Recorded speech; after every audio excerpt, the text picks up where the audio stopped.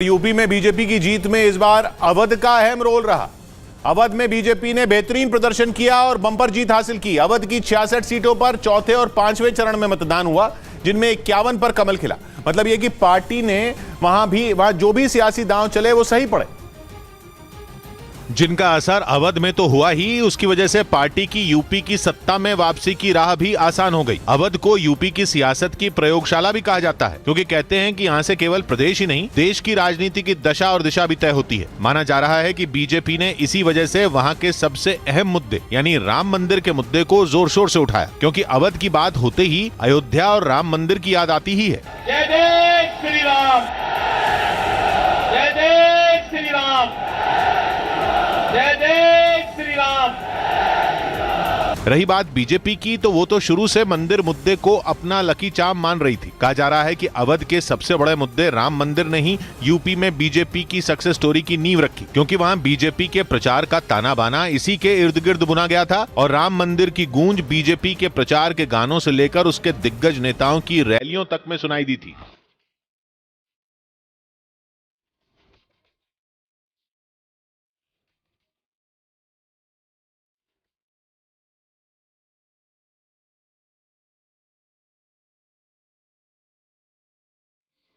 प्रधानमंत्री हों या मुख्यमंत्री, सभी ने अवध इलाके में की गई अपनी हर रैली में रामलला को याद किया। योगी ने तो अपने अयोध्या के रोड शो में ये तक कह दिया था कि यूपी का अगला सीएम कोई राम भक्त ही होगा। देखिए, कोई राम भक्त ही मुख्यमंत्री रहेगा। कहा जा रहा है कि राम मंदिर के मुद्दे पर बीजेपी फ्रंट फुट पर खेली और जीती। यही नहीं, उसने अपने विरोधियों को भी इसी मुद्दे पर घेरा, खासकर समाजवादी पार्टी को। ऐसा नहीं है कि विपक्ष ने मंदिर की बात नहीं की, अखिलेश तो खुद अयोध्या दर्शन करने भी पहुंचे थे, लेकिन बीजेपी ने इसे महज दिखावा बताया था। और योगी ने अखिलेश को 1990 में हुआ गोली कांड याद दिला दिया था। 1990 में राम भक्तों पर जो गोलियां चली थी,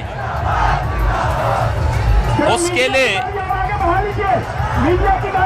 यह खानदान माफी कब मांगेगा। माना जा रहा है कि राम मंदिर पर बीजेपी के इन्हीं आक्रामक तेवरों ने उसे अवध की सीटों पर जीत का स्वाद चखाया। आज प्रभु राम का मंदिर बन रहा है, तो पूरे उत्तर प्रदेश की जनता ने सोच लिया कि अब राम राज्य लाना है, तो यह राम राज्य की शुरुआत है। सत्ता में वापसी के बाद कार्यकर्ताओं ने अपने जश्न में कुछ ऐसे ही गीत गुनगुनाए।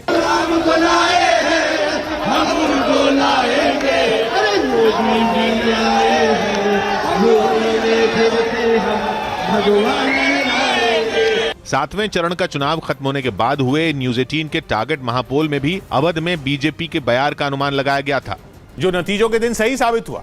हालांकि अवध क्षेत्र में साइकिल पिछली बार से थोड़ी बेहतर चली, लेकिन वो चाल इतनी भी तेज नहीं थी कि अखिलेश बीजेपी से आगे निकल पाते, क्योंकि अवध की 66 में 51 पर कमल ही खिला।